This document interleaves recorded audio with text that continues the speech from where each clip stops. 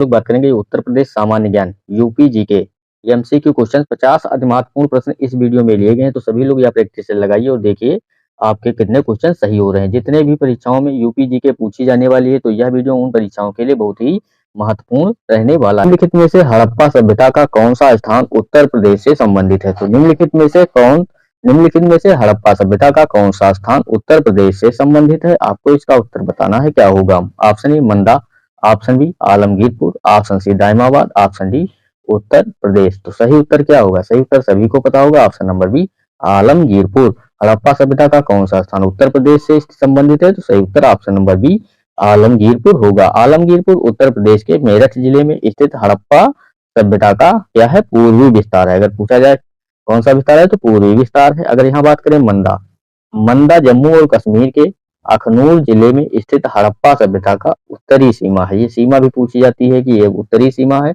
आलमगीरपुर कौन सी सीमा है? तो पूर्वी विस्तार है और ये मंदा जो है उत्तरी विस्तार है। अगला दिया गया है दायमाबाद। दायमाबाद महाराष्ट्र के अहमदनगर जिले में स्थित हड़प्पा सभ्यता की कौन सी सीमा है? तो दक्षिणी सीमा है। अगला और एक और होता है सुतकंगेडोर पाकिस्तान के बलूचिस्तान में स्थित हड़प्पा सभ्यता की पश्चिमी सीमा है। तो आपको ये चारों सीमाएं भी याद रखना है। तो सही उत्तर इसमें ऑप्शन नंबर बी होगा, आलमगीरपुर। अगला प्रश्न पूछा गया है उत्तर प्रदेश में लौह युग के संदर्भ में लौह सामग्री और भट्टियां पाई गई थी। तो उत्तर प्रदेश में लौह युग के संदर्भ में लौह सामग्री और भट्टियां पाई गई थी। ऑप्शन दिया गया है Sarai Nahar, option B Mathura, option C Hastinapur, option D Mirzapur. तो सही उत्तर इसमें क्या होगा? सही उत्तर होगा ऑप्शन नंबर बी हस्तिनापुर इसका सही उत्तर होगा। उत्तर प्रदेश के हस्तिनापुर और अतरंजी खेड़ा में लौह युग के लौह सामग्री और भट्टियां पाई गई थी। आपको याद रखना है। अगला प्रश्न पूछा गया है और जो लोग वीडियो को लाइक नहीं किए तो लाइक कर लें, चैनल को सब्सक्राइब नहीं किया तो सब्सक्राइब कर लें और बेल आइकन भी क्लिक कर लें, जिससे आने वाले वीडियो आपको आसानी से मिलते रहें और आप एग्जाम में क्वेश्चन अच्छे से हल कर सकें। क्वेश्चन दिया गया है मानव दफन की शुरुआत किस काल में हुई थी? तो मानव दफन की शुरुआत किस काल में हुई थी? ऑप्शन दिया गया पुरा पाषाण काल, ऑप्शन बी मध्य पाषाण काल, ऑप्शन डी नव पाषाण काल, ऑप्शन सी नव पाषाण काल, ऑप्शन डी इनमें से कोई नहीं। तो सही उत्तर इसमें बताना है आपको। क्या होगा? सही उत्तर होगा ऑप्शन नंबर बी मध्य पाषाण काल। मानव दफन की शुरुआत जो है मध्य पाषाण काल से हुई थी। सही उत्तर ऑप्शन नंबर बी होगा। मध्य पाषाण काल के दौरान लोग दफनाने की प्रक्रिया से अवगत थे। उत्तर प्रदेश के प्रतापगढ़ जिले में मिली कब्रें इसकी पुष्टि करती हैं। तो सही उत्तर ऑप्शन नंबर बी होगा। अगला प्रश्न दिया गया उत्तर प्रदेश के निम्नलिखित में से किस स्थान पर सिंधु घाटी सभ्यता स्थल स्थित है? तो उत्तर प्रदेश के निम्नलिखित किस स्थान पर सिंधु घाटी सभ्यता स्थल स्थित है? आपको इसका उत्तर बताना है। क्या होगा?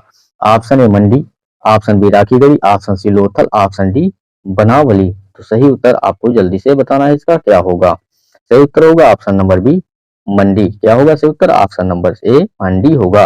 मंडी भारत के उत्तर प्रदेश में स्थित है। यह यमुना नदी के पूर्व में स्थित है। इस क्षेत्र को हड़प्पा सभ्यता के मुख्य वितरण क्षेत्र के लिए अमुख्य माना गया है। तो सही उत्तर ऑप्शन नंबर ए होगा।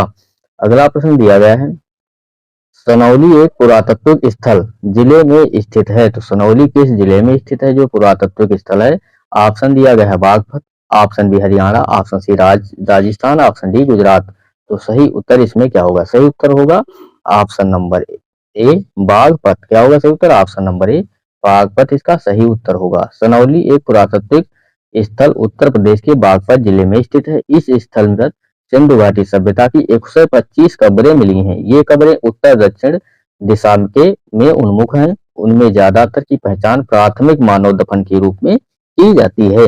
अगला प्रश्न निम्नलिखित में से कौन उत्तर प्रदेश में जैन धर्म और बौद्ध धर्म दोनों का प्रसिद्ध तीर्थ स्थान है? बहुत इंपॉर्टेंट क्वेश्चन है, आपको कॉपी में नोट भी करते रहना है। और जो लोग वीडियो को लाइक नहीं किए तो लाइक कर लें, चैनल को सब्सक्राइब नहीं किया तो चैनल को सब्सक्राइब भी कर लें और बेल आइकन भी क्लिक कर लें, जिससे कि आने वाले वीडियो आपको आसानी से मिलते रहें।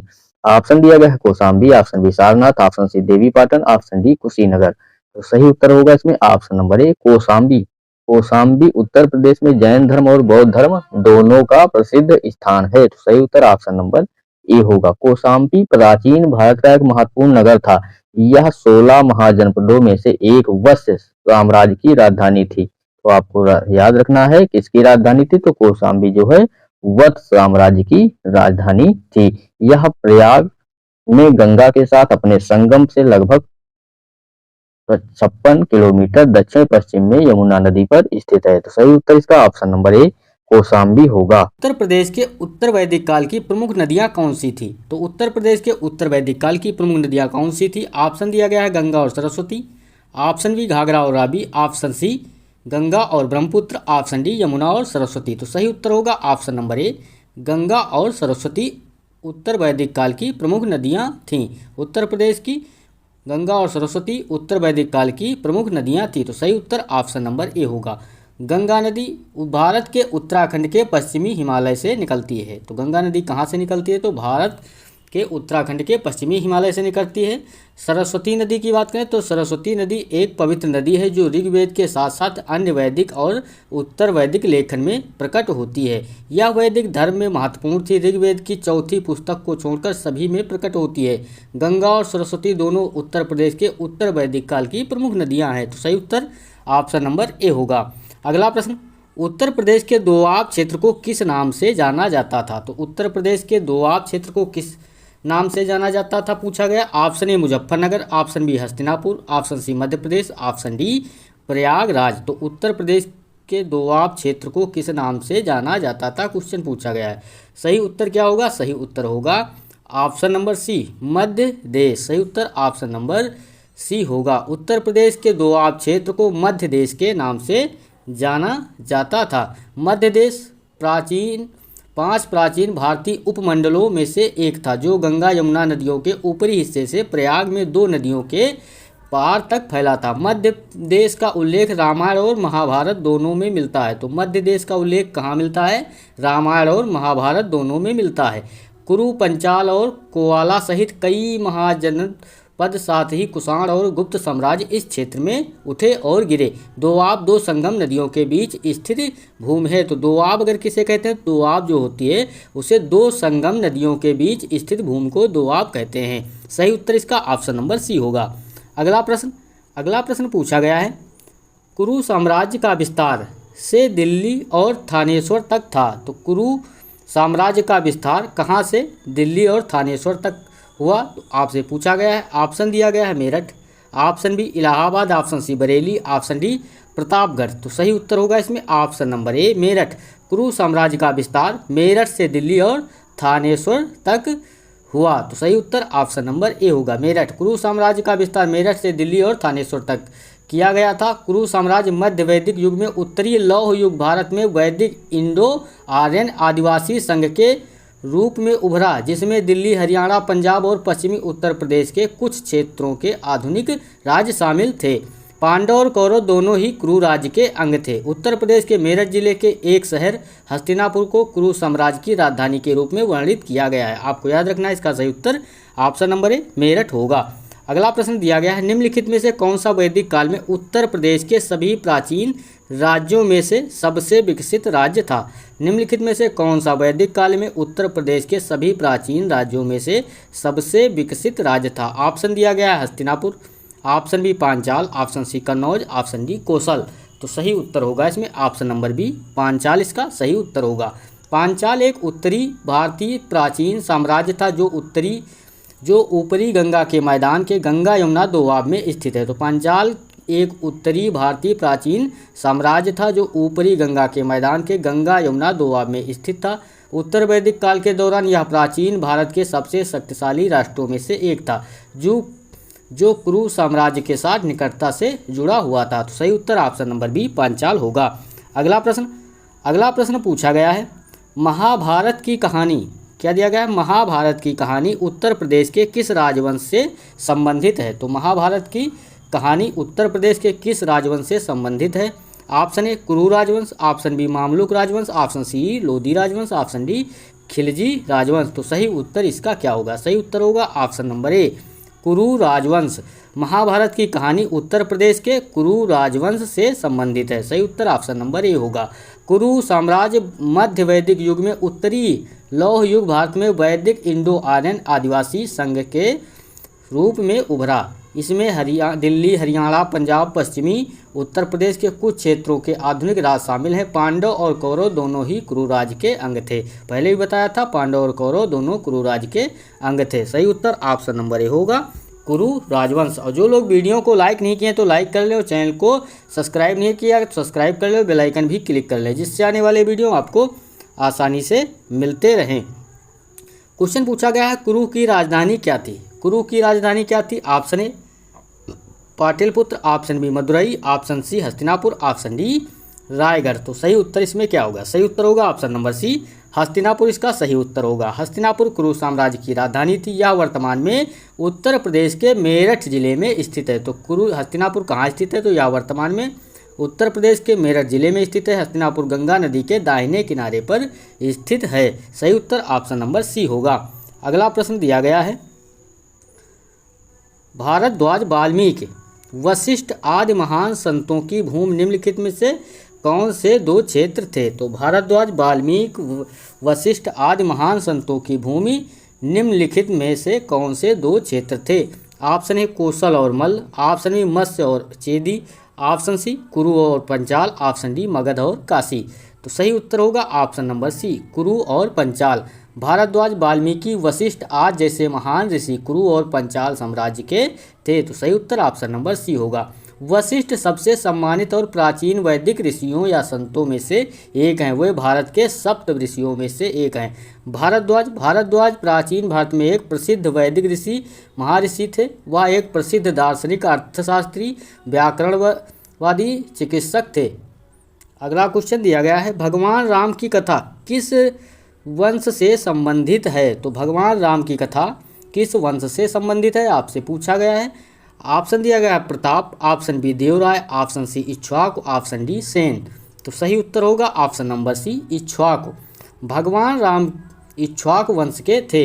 इक्ष्वाकु वंश का सौर या सूर्यवंश के नाम से भी जाना जाता है। इक्ष्वाकु राजवंश महान राजा इक्ष्वाकु द्वारा स्थापित एक राजवंश था। राजवंश या को सूर्यवंश या सौरवंश के रूप में भी जाना जाता था। बौद्ध ग्रंथों के अनुसार गौतम बुद्ध भी इसी वंश से निकले थे। तो सही उत्तर ऑप्शन नंबर सी होगा।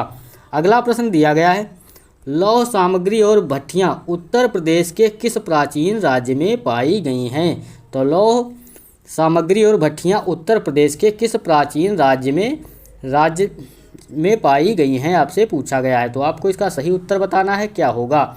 ऑप्शन दिया गया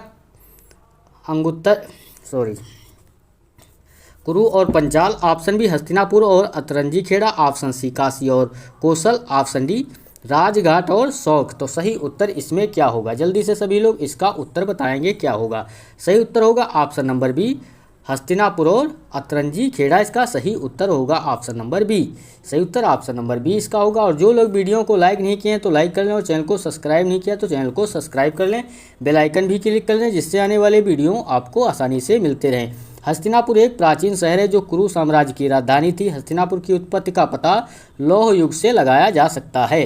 हस्तिनापुर से धातु, वायु, नलिका, भट्टियां या क्रूसिबल जैसी वस्तुओं की खुदाई की गई थी। अतरंजी खेड़ा उत्तर प्रदेश के एटा जिले में स्थित है। यह कुषाण काल से संबंधित है। तो सही उत्तर ऑप्शन नंबर बी होगा।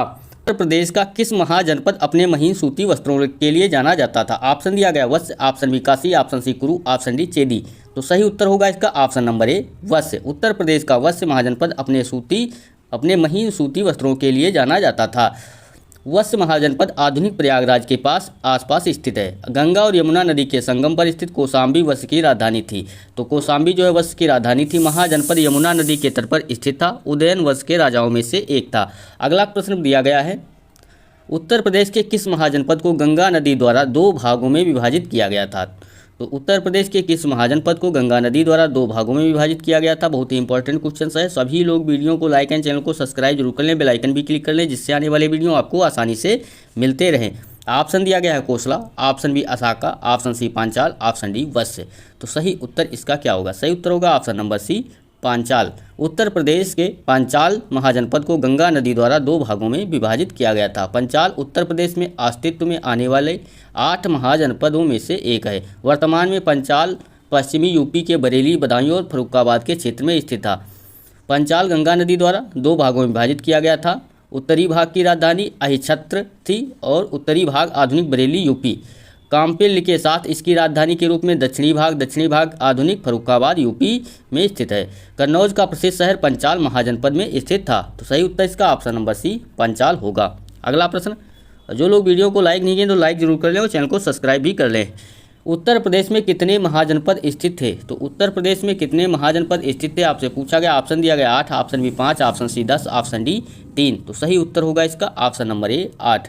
उत्तर प्रदेश में 8 महाजनपद स्थित थे। महाजनपद 6वीं शताब्दी के दौरान गठित बड़े क्षेत्रीय राज थे। महाजनपद ज़्यादातर विंध्य के उत्तर में स्थित थे। बौद्ध ग्रंथों, अंगुत्तर निकाय और महावस्तु के अनुसार 16 महाजनपद थे। 16 महाजनपदों में से केवल 8 उत्तर प्रदेश में स्थित थे। 8 महाजनपद कौन कौन से थे? कुरु, पंचाल, सूरसेन, वत्स, कौशल, मल्ल, काशी और चेदी, ये सब उत्तर प्रदेश में स्थित थे। अगला प्रश्न दिया गया है, किस तीर्थंकर ने उत्तर प्रदेश में कैवल्य को प्राप्त नहीं किया था? तो किस तीर्थंकर ने उत्तर प्रदेश में कैवल्य को प्राप्त नहीं किया गया था? बहुत ही इंपॉर्टेंट क्वेश्चन है। और ये जो क्वेश्चन लिए गए हैं, जो परीक्षाएं होती हैं जिसमें यूपी SSSC और बीडीओ लेखपाल, जितनी भी परीक्षाओं में यूपी जीके पूछी जाती है, उन सभी परीक्षाओं के लिए यह बहुत ही इंपॉर्टेंट क्लास रहने वाला है। किस तीर्थंकर ने उत्तर प्रदेश में कैवल्य को प्राप्त नहीं किया था? ऑप्शन दिया गया Parshvanath, option B Chandraprabha, option C Sambhavanath, option D Mahavir. तो सही उत्तर होगा इसका option number D Mahavir. Mahavir ने उत्तर प्रदेश में कैवल्य को प्राप्त नहीं किया था। इसका सही उत्तर होगा ऑप्शन नंबर डी। जिसने स्वयं के वास्तविक स्वरूप को समझ लिया और कैवल्य का अर्थ होता है सर्वज्ञान को प्राप्त कर लिया, वह तीर्थंकर हैं। वर्धमान महावीर का जन्म बिहार में मौजूद वैशाली के पास कुंड ग्राम में हुआ था। एक क्षत्रिय कुल में पिता सिद्धार्थ और माता त्रिशला के यहाँ जन्म हुआ था। 42 वर्ष की आयु में उन्होंने जृंभिका ग्राम, जो कि बिहार राज्य में है, शहर के बाहर ऋजुपालिका नदी के तट पर कैवल्य मतलब ज्ञान प्राप्त किया था। जैन धर्म की स्थापना प्रथम तीर्थकार ऋषभदेव ने की थी। जैन धर्म में 24 तीर्थकार थे जो उनके शिक्षक या आध्यात्मिक गुरु थे। वर्धमान महावीर जैनियों के अंतिम और 24वें तीर्थंकर थे। सही उत्तर ऑप्शन नंबर डी महावीर इसका सही उत्तर होगा। अगला प्रश्न दिया गया है, अगला प्रश्न पूछा गया है, उत्तर प्रदेश का कौन सा शहर कुषाण काल के दौरान जैनियों के लिए एक समृद्ध केंद्र था? तो उत्तर प्रदेश का कौन सा शहर कुषाण काल के दौरान जैनियों के लिए एक समृद्ध केंद्र था? ऑप्शन दिया गया है Kushinagar, option B Mathura, option C Varanasi, option D Kaushambi. तो सही उत्तर होगा ऑप्शन नंबर बी मथुरा इसका सही उत्तर होगा। कुषाण काल में मथुरा जैनियों के लिए एक समृद्ध केंद्र था। जैन धर्म एक प्राचीन धर्म है और 6वीं शताब्दी ईसा पूर्व में उभर कर सामने आया। 6वीं शताब्दी ईसा पूर्व में पैदा हुए महावीर अंतिम तीर्थकर थे। जैनियों के आध्यात्मिक गुरु तीर्थकर कहलाते थे। मथुरा में जैन धर्म के प्रमाण मिले हैं। मथुरा और उज्जैन उत्तर भारत में जैनियों के 2 प्रमुख तीर्थ थे। तो मथुरा और उज्जैन उत्तर भारत में जैनियों के 2 प्रमुख तीर्थ थे, आपको याद रखना है। क्वेश्चन पूछा गया है, वज्जी संघ को किसने पराजित किया था? तो वज्जी संघ को किसने पराजित किया था? Option A Bimbisara, option B Ajatashatru, option C Mahapadmananda, option D Shishunaga. तो सही उत्तर होगा option number B Ajatashatru. Vajji संघ को किसने पराजित किया था? तो अजातशत्रु ने पराजित किया था। मगध वज्जी युद्ध मगध के हर्यक राजवंश और पड़ोसी वज्जी संघ के बीच एक संघर्ष था जिसके नेतृत्व लिच्छवियों ने किया था। इस युद्ध का अंत वज्जी संघ का पराजय और मगध राजवंश के विस्तार में हुआ। अजातशत्रु ने वज्जी के लोगों के बीच कलह के बीज बोकर छल से वज्जी संघ को पराजित किया। तो सही उत्तर ऑप्शन नंबर बी होगा अजातशत्रु। अगला प्रश्न दिया गया है, मगध ने किन 2 धर्मों के विकास में महत्वपूर्ण भूमिका निभाई? मगध ने किन 2 धर्मों के विकास में महत्वपूर्ण भूमिका निभाई? आपसे क्वेश्चन पूछा गया है। ऑप्शन दिया गया है जैन धर्म और सिख धर्म, ऑप्शन बी जैन धर्म और बौद्ध धर्म, ऑप्शन सी बौद्ध धर्म और हिंदू धर्म, ऑप्शन डी हिंदू धर्म और जैन धर्म। तो सही उत्तर होगा इसका ऑप्शन नंबर बी जैन धर्म और बौद्ध धर्म। मगध ने जैन धर्म और बौद्ध धर्म के विकास में महत्वपूर्ण भूमिका निभाई। बौद्ध धर्म और जैन धर्म शुरुआती मगध राजाओं द्वारा प्रचलित धर्म थे जैसे बिंबसार, अजातशत्रु और नंदवंश। मगध के प्राचीन साम्राज्य का जैन और बौद्ध ग्रंथों में बृहत मात्रा में उल्लेख है। तो सही उत्तर ऑप्शन नंबर बी होगा। किसने पाटलिपुत्र शहर की नींव रखी थी? क्वेश्चन पूछा गया है किसने पाटलिपुत्र शहर की नींव रखी थी? तो आपको इसका सही उत्तर बताना है क्या होगा। ऑप्शन दिया गया Ajatashatru, option B Udayan, option C Mahapadmananda, option D Bimbisara. तो सही उत्तर होगा option number B Udayan. Udayan ने पाटलिपुत्र शहर की नींव रखी थी। उदयन अजातशत्रु का पुत्र और उत्तराधिकारी था। उदयन ने 2 नदियों सोन और गंगा नदी गंगा के संगम पर पाटलिपुत्र शहर की नींव रखी। उसने राजधानी को राजगृह से पाटलिपुत्र स्थानांतरित कर दिया। उसने अवंती के पालक को कई बार हराया, लेकिन अंततः 444 ईसा पूर्व में उसके द्वारा मारा गया। तो सही उत्तर ऑप्शन नंबर बी, उदयन ने पाटलिपुत्र शहर की नींव रखी थी। अगला प्रश्न दिया गया है, मगध साम्राज्य की स्थापना किसने की थी? बहुत ही इंपॉर्टेंट क्वेश्चन है। मगध साम्राज्य की स्थापना किसने की थी? Option A Bimbisara, option B Ajatashatru, option C Kalashoka, option D Dhanananda. तो सही उत्तर होगा इसका option number A Bimbisara. Bimbisara ने मगध साम्राज्य की स्थापना की थी। मगध साम्राज्य की स्थापना बिंबिसार ने की थी। बिंबिसार 544 ईसा पूर्व से 492 ईसा पूर्व तक हर्यक राजवंश के संस्थापक थे। वह गौतम बुद्ध के समकालीन थे। उन्होंने नया राजगृह नगर का निर्माण किया। तो उनका कार्यकाल कब से कब तक था? 544 ईसा पूर्व से 492 ईसा पूर्व। हर्यक राजवंश के संस्थापक थे। सही उत्तर ऑप्शन नंबर ए होगा। अगला प्रश्न दिया गया है, पुष्यमित्र शुंग ने किस मौर्य शासक की हत्या की थी? तो पुष्यमित्र शुंग ने किस मौर्य शासक की हत्या की थी आपसे पूछा गया है। आपको इसका सही उत्तर बताना है, क्या होगा। ऑप्शन दिया गया है Kunal, option B Brihadratha, option C Dasharatha, option D Tissa. तो सही उत्तर होगा option number B Brihadratha. Pushyamitra Shunga ने बृहद्रथ की हत्या की थी। सही उत्तर ऑप्शन नंबर बी होगा। बृहद्रथ मौर्य वंश का अंतिम शासक था। 185 ईसा पूर्व में उनके commander in chief Pushyamitra Shunga ने उनकी हत्या कर दी थी और पुष्यमित्र शुंग ने शुंग वंश की स्थापना की थी। सही उत्तर ऑप्शन नंबर बी होगा। अगला प्रश्न दिया गया है, किस मौर्य शासक ने सिंहासन त्याग कर जैन धर्म अपना लिया था? तो किस मौर्य शासक ने सिंहासन त्याग कर जैन धर्म अपना लिया था आपसे पूछा गया है। Option A Bimbisara, option B Ashoka, option C Chandragupta Maurya, option D Brihadratha. तो सही उत्तर होगा option number C Chandragupta Maurya. Maurya साम्राज्य की स्थापना के लिए चंद्रगुप्त मौर्य ने धनानंद को पराजित किया था। उन्होंने 322 से 298 ईसा पूर्व तक शासन किया। चंद्रगुप्त मौर्य के नेतृत्व में पहली बार पूरा उत्तर भारत एकत्रित हुआ था। चंद्रगुप्त मौर्य ने अपने पुत्र को सिंहासन त्याग दिया और जैन भिक्षु बन गया। वह भद्रबाहु के साथ श्रवणबेलगोला गए, जहां उनकी मृत्यु संलेखना ने की।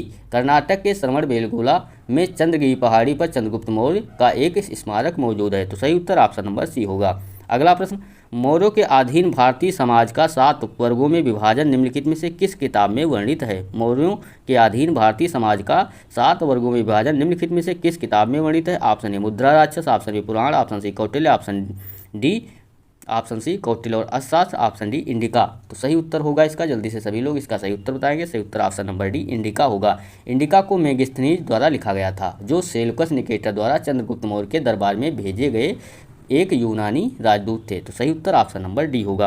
अगला प्रश्न दिया गया है, मगध साम्राज्य की स्थापना किसने की थी? तो मगध साम्राज्य की स्थापना किसने की थी आपसे पूछा गया है। ऑप्शन दिया गया है Bimbisara, option B Ajatashatru, option C Kalashoka, option D Dhanananda. ये तो क्वेश्चन रिपीट हुआ है दोबारा। सही उत्तर इसका क्या होगा? सही उत्तर ऑप्शन नंबर बी बिंबिसार होगा। अगला प्रश्न दिया गया है, अशोक का कौन सा शिलालेख प्रसिद्ध और महिमा की इच्छा की निंदा करता है? तो अशोक का कौन सा शिलालेख प्रसिद्ध और महिमा की इच्छा की निंदा करता है? ऑप्शन दिया गया है major rock edict, option B major rock edict 8, option C major rock edict 6, option D major rock edict 8। तो सही उत्तर इसका क्या होगा? मेजर रॉक एडिक्ट 13 इसका तो सही उत्तर बताना है आपको, क्या होगा। सही उत्तर होगा option number A major rock edict 10। तो सही उत्तर ऑप्शन नंबर ए होगा। जो लोग वीडियो को लाइक नहीं किया तो लाइक कर लो, चैनल को सब्सक्राइब नहीं किया सब्सक्राइब कर ले, बेल आइकन भी क्लिक कर लें, जिससे आने वाले वीडियो आपको मिलते रहें।